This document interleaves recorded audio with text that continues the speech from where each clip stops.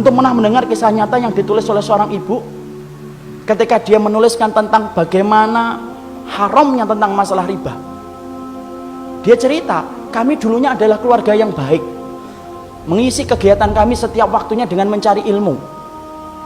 Sampai satu waktu suami saya kepentok bisnisnya dan berkata, "Dek, ini kelihatannya bisnis kita ini tidak akan pernah besar kalau kita tidak pinjem. Modal kita cekak, bisnis kita tidak akan besar ini kalau kayak gini."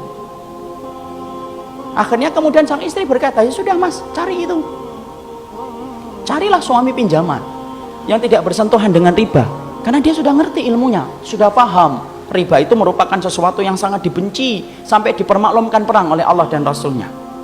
Dia cari, kepentok, bukannya sabar, malah kemudian berkata, "Ini kelihatannya kita nggak dapat pinjaman, harus minjem yang ribawi." Istrinya yang sama-sama sudah ngaji berkata kepada suaminya, "Ya sudah mas, pinjem aja kalau memang itu terpaksa." Nah kita ini gampang sekali ngomong dorurah. Nanti tutup dengan sholat, banyak sedekah. Riba mah tidak bisa ditutup dengan sholat dan tidak sedekah. Emang antum kira dengan kemudian riba setelah itu sedekah, kemudian sedekah antum diterima? Tidak diterima sedekah orang yang dari riba. Jangan dianggap remeh riba itu ikhwan. Karena kalau kita nggak ngingetin ini, rusak negara kita ini gara-gara riba. Karena Allah permaklumkan perang. Akhirnya singkat ceritanya kemudian akhirnya bersentuhan.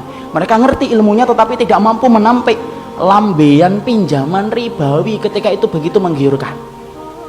Apa yang terjadi? Allah memberikan istidraj. Usahanya berhasil, gede. Maka kemudian sang istri bercerita ketika usahanya semakin besar, maka kegiatan kami yang setiap harinya mengkaji, mendatangi majelis ilmu kemudian jarang kita datangi karena kesibukan kami untuk kemudian mengatur bisnis kami. Suami saya kemudian mulai jauh dari kajian ilmu.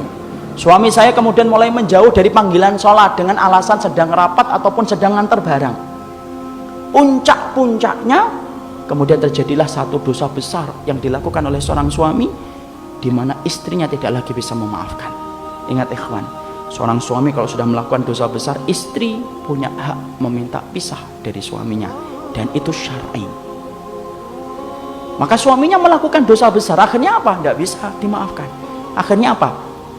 Kapal rumah tangga itu karam, tenggelam.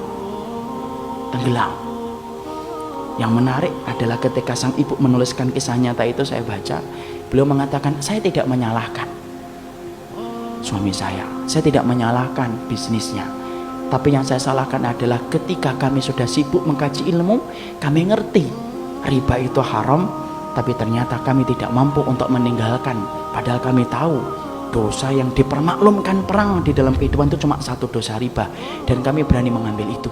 Sampai kemudian akhirnya Allah memberikan musibah dalam kehidupan.